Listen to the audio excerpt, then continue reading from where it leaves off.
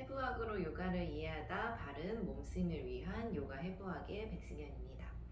오늘은 이제 제 4장 신경계가 몸을 지배한다 첫 시간이에요. 책 페이지로는 93쪽이 되겠고요.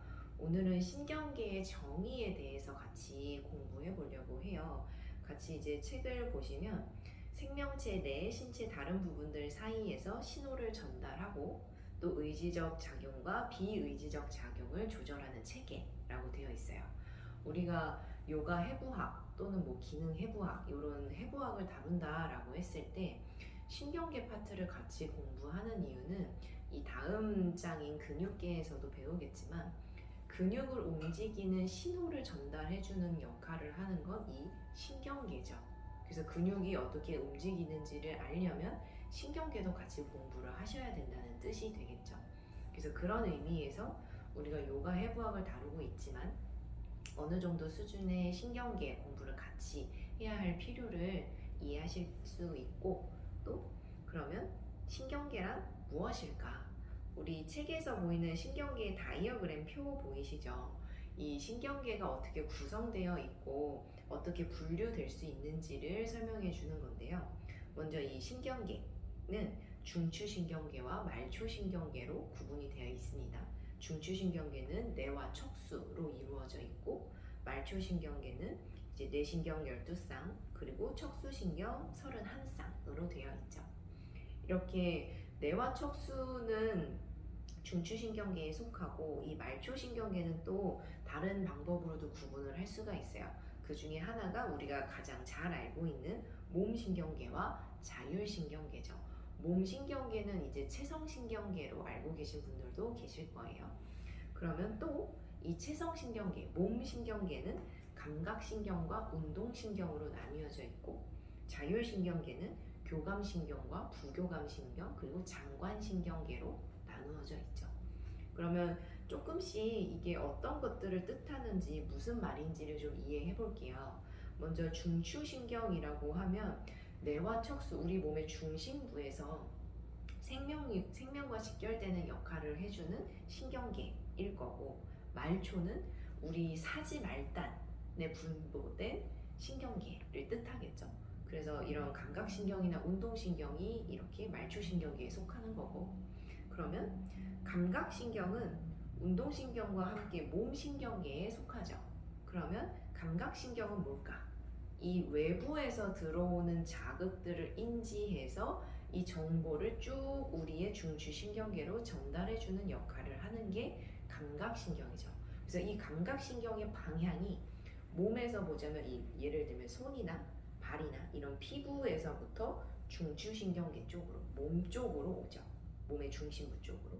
그래서 이 신경의 방향이 구심성이다 라고 하고요. 반대로 운동신경은 뭐냐면 이제 몸에서 어떤 작용을 해야 되겠다, 인지작용과 판단을 중추신경에서 내리고 이 명령을 운동신경으로 전달을 하죠. 그럼 운동신경계에서 이제 뭐 근육을 수축한다던가 이완한다던가 하는 반응이 나오는 거고, 이렇게 신경의 방향이 중추신경 쪽에서 말단으로 가게 되죠. 그래서 이 운동신경을 또 다른 말로는 멀리 간다라고 해서 원심성이라고도 이야기해요. 그리고 자율신경계를 보면 이 교감과 부교감을 좀 자세히 알아볼 건데, 먼저 교감신경계라고 하는 것들은 우리가 이제 원시 시대의 야생의 상태에서 살 때 어떻게 보면 조금 더 동물적인 감각에 가까운 것 같아요. 그러면 예를 들어서 맹수를 만났다, 혹은 내가 생명이 지금 위험하다 라고 했을 때 우리 몸에 나오는 활성화되는 신경계가 교감신경계예요. 그래서 교감신경계가 활성화가 되면 flight or fight 라고 해서 도망가거나 아니면 싸우거나 하는 둘 중에 이 하나의 반응을 하게 되거든요. 둘 중에 이제 생명을 살릴 확률이 높은 쪽으로 몸이 반응하게 되겠죠. 이랬을 때 뭐 교감신경계가 활성화되면 쉽게 얘기해서 몸이 항진, 긴장의 반응으로 돌아가는 거예요. 그럼 이럴 때는 사실 뭐 소화를 시키거나 장기의 이런 활동을 할 여유가 없고요. 모든 혈액과 에너지들을 다 팔다리로 보내서 싸우든지 도망가든지 하는데 써야 되는 거죠. 그래서 이런 몸의 반응이 나오게 하는 게 교감신경계. 그리고 반대로 이 교감신경계가 쫙 활성화가 돼서 위험 상황에서 벗어났다. 그럼 그 다음에는 다시 원래대로 이완하는 상태로 돌아가야 되잖아요. 이때 활성화가 되는 게 부교감신경계예요. 그래서 부교감신경계가 활성화되면 우리 몸이 다시 이완이 되고 장기를 활동을 좀 도와서 위가 소화를 되게 한다든지 아니면 화장실을 간다든지 이런 반응들이 나오게 되는 거죠. 그래서 이 교감과 부교감은 서로 길항작용을 해줘요. 서로 반대되는 작용을 해주는 건데 이게 꼭 어떤 것이 더 좋다 나쁘다는 없어요. 사실은 교감신경계도 그렇고 부교감신경계도 그렇고 둘 다 생명 유지에 필요한 기능을 하는 거거든요. 그런데 중요한 건 뭐냐면 이 두 개의 신경계가 잘 서로 기량작용해서 필요할 때 스위치가 켜지고 또 필요 없을 때는 스위치가 꺼지고 이 역할을 해주면 그게 건강한 상태가 될 거예요.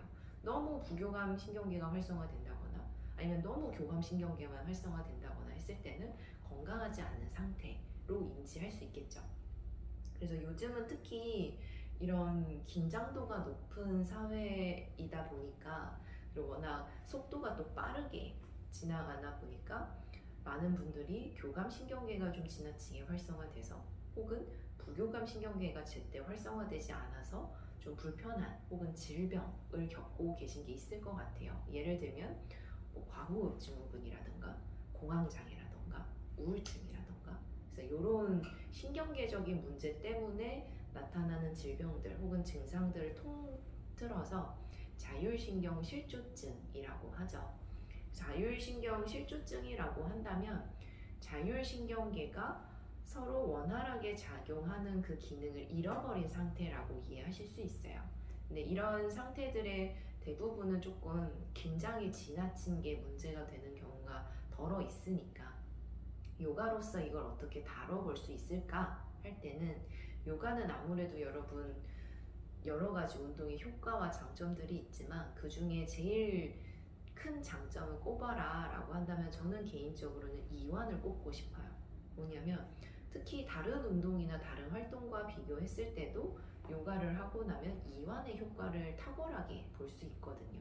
그래서 이런 자율신경 실조증이라던가 공황장애라던가 아니면 과호 증후군이나 이런 걸 좀 앓고 있는 분들께는 요가를 통해서 이완하는 방법이 건강을 좀 회복하고 균형을 유지하는 데 도움이 될 수 있겠죠. 그래서 여러분이 수련 지도를 할 때도 신경계의 이런 부분들을 공부해 두셨다면 좀 더 수련 지도나 개인 레슨이나 아니면 나의 개인 수련이 이런 건강의 문제를 해결하는 데도 도움이 될 수 있는 방향으로 이끌어갈 수가 있겠죠. 그럼 이번 시간은 여기에서 마무리하고요. 다음 영상으로 다시 찾아뵐게요. 안녕.